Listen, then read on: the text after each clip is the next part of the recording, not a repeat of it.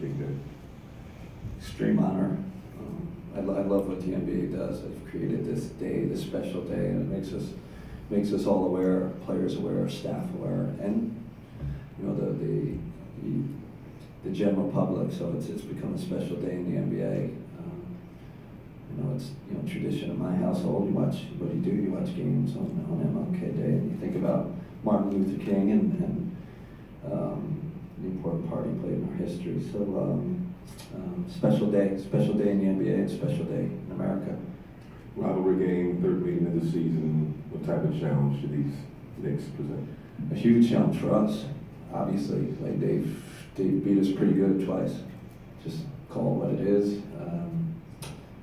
They've outplayed us both times. So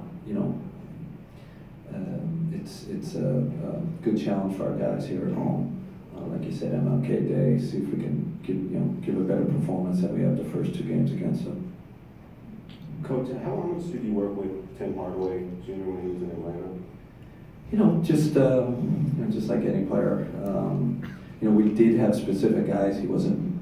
Assistants have specific guys, so he wasn't my guy per se. But we did work with everybody.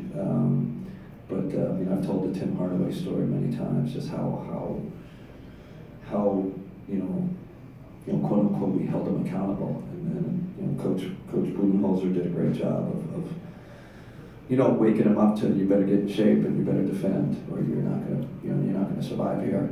And Timmy took that message, went to the D League at that time, and turned it around, came back like a new guy, humbled, in shape, hungry, and turned out to be an excellent defender for us, excellent shooter. It was like really a magical turnaround. And I give Bud a lot of credit, but I give Tim a lot of credit to humble himself enough to go down to the D League. It's one of the best development stories I've ever seen. And so it wasn't really about assistant coaches working with it. It was like the talent was there. It was just Bud gave him a serious wake-up call. And it was a tough wake-up call. We were all like, holy, here's Tim Hardaway, first-round pick, and this guy's in. But that's the way Bud is. There's no BS. He just told him like it was. Right. Kenny, when you look at the problems you have with the Knicks this year, do you see them as a matchup problem because of the size? Yes. Of the big guys? Rebound physicality. They've gotten 15 offensive rebounds or more each game. One game, they got 37% of their misses. Are we going to rebound or we're not going to rebound? That's the question. Hopefully we can make a miss. And then do we have the physicality? Do we have the intent, the aggressiveness, the hit-first mentality is necessary. Kyle O'Quinn just goes on Porzingis, obviously. Beasley coming off the bench. They have a lot of strong veteran guys that they can punish you on the boards. Mark, go ahead. Okay. What do you make of their downturn then? I mean, when they beat you, they were playing very well, and now they're in a bit of a funk. Do you think it's about Tim not being there, and now they're just getting used to him coming back? Mark, quite honestly, was so caught up in what we're doing and our situation. And I look at this game in the context of what they've done against us. So I think they're a heck of a team, and they have talent, and they have nice youth vet, balance. But yeah, just that you said the Hardaway thing. I know with us, you get one guy out, and you're not an elite team in this league. It affects everything. It affects your rotations. It affects, sometimes it's difficult for your roster to withstand an injury like that. So, listen, it's great for the fans. Timmy's back, and everybody can see them at full strength. I'm glad we're getting back to full strength. I think if we stay that way, we're going to continue to get better. I just believe that. The in and out stuff, it's tough on a roster. Right.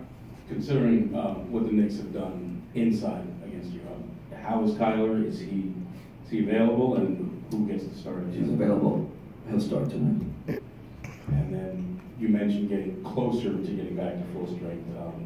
D'Lo presumably practicing with Long Island today. Practice today, and which is good news. I believe it was a full out practice, so I'm getting closer. I know, Brian, you want me to send you a text like what time, date, all that stuff. It's just I think it's the same thing. Now it's tomorrow. What does it look like? Just get feedback on where he is after a tough practice. Okay, what is it to your right? Where are you? You threw me off. What is it for this? What does it mean for this rivalry that at this point both the Knicks and the Nets just kind of have been able to stamp themselves as postseason teams? And what do you think it would be like if they were able to get to that point simultaneously? It'd be great. I think the Knicks and the Nets being good in New York is great for the NBA. It's great for New York. I think we're both desperate to get there. I think we're climbing, we're clawing. We understand. I think we understand the market. We understand how important it is to the fans. It's not lost in translation, so to speak. We understand it, and it'd be great. One day you're playing a playoff game. Subway Series like they have in baseball, or Giants Jets. Like it's special.